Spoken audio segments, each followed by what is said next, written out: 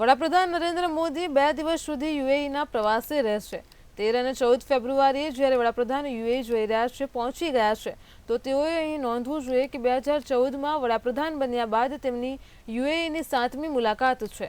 આ સિવાય છેલ્લા 8 મહિનાઓમાં વડાપ્રધાન ત્રીજી વખત મધ્ય પૂર્વના આ દેશમાં જઈ ચૂક્યા છે।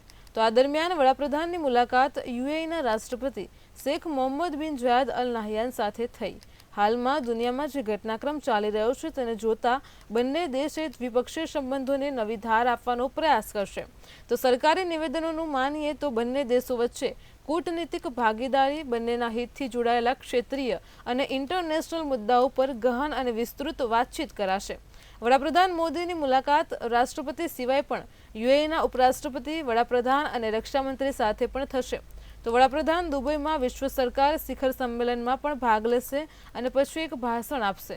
દુબઈ બાદ વડાપ્રધાનનો કાર્યક્રમ અબુધાબીનો છે। અહીંથી અબુધાબીના પહેલા હિન્દુ મંદિર BAPSનું ઉદ્ઘાટન આવતીકાલે કરશે। અહીં તેમનો વધુ એક કાર્યક્રમ ભારતીય સમુદાયને સંબોધિત કરવાનો પણ છે।